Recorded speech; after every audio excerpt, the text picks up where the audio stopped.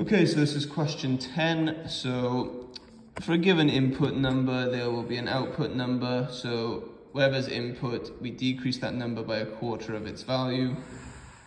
This process is then repeated many times. The first input is 512. What was the first number that is output less than 200? The important thing here is that the process is repeated.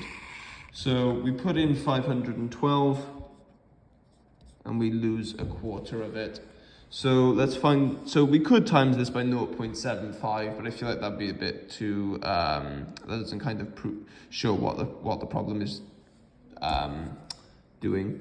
So let's find a quarter of this. So to do that, we divide by 4. So let's use the bus stop. How many 4s in 5? 1 with 1 left over. How many 4s in 11? So that would be 2 with 3 left over. How many 4s in 32? That would be 8.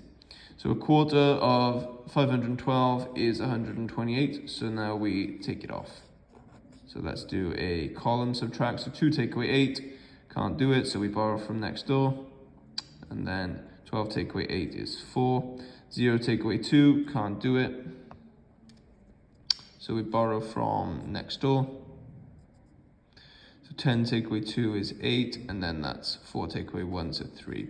So the new number that is output is 384. So we're looking for the first number output that is less than 300. So now we just repeat the process again. So let's find a quarter of this by doing the bus stop.